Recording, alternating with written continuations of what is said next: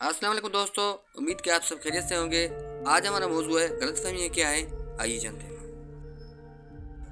गलतफहमी रिश्तों की रस्सी कमज़ोर तब होती है जब इंसान गलतफहमी में पैदा होने वाले सवालों का जवाब खुद ही बना लेता है।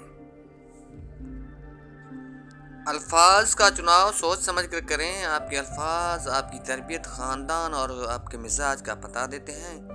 बेलगाम अल्फाज बेलगाम जानवर की मांद होते हैं। आपका एक लफ्ज़ ज़ख्म भी लगा सकता है और मरहम भी बन सकता है। अब अख्तियार आपके पास है, आपने क्या करना है। गलतफहमी थी कि अपने बहुत हैं, गलतफहमी थी कि अपने बहुत हैं, मुड़कर देखा तो एक साया ही हम सफर निकला। रिश्तों को इतना गलतियां कमज़ोर नहीं करती, रिश्तों को इतना गलतियां कमज़ोर नहीं करती जितना गलतफहमियां करती हैं।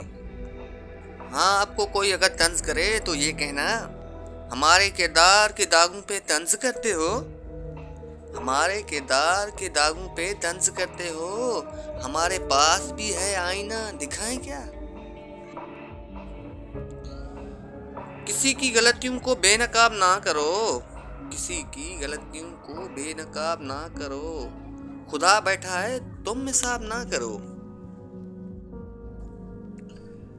गलतफहमी अगर दिल में ज्यादा देर रहे तो बदगुमानी को जन्म देती है और बदगुमानी फासलों का बायस बनती है। इंसान की दो ही कमजोरियां हैं, बिना सोचे अमल कर देना और सोचते रहना अमल न करना। गलतफहमी और गुस्से से ही ताल्लुक टूटते हैं, वरना गले लगा कर कौन कहता है आज से हमारा तुम्हारा ताल्लुक खत्म। किसी को गलत समझने से पहले उसके हालात समझो।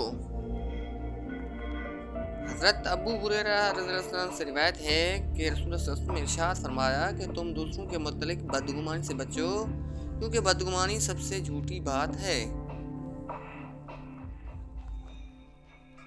जनाब, पता है आपको, बदगुमानी की कश्ती के अंदर कतरा कतरा दाखिल होता है पानी, जो आखिरकार कश्ती को ही ले डूबता है। गलती मानने और गुनाह छोड़ने में कभी देर मत करो, क्योंकि सफर जितना तवील होता जाएगा ना, वापसी उतनी ही दुश्वार होगी। बेहतरीन शख्स वो है जो किसी पर इल्जाम लगाने से पहले उसकी तसल्ली कर ले।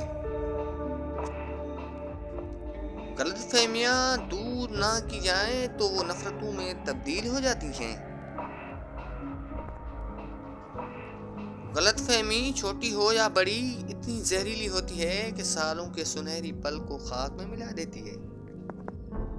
और जनाब, आखिर में ये भी सुनिएगा, गलतफहमी हंसते बसते घरों को वीरान कर देती है, लिहाजा इससे परहेज कीजिए।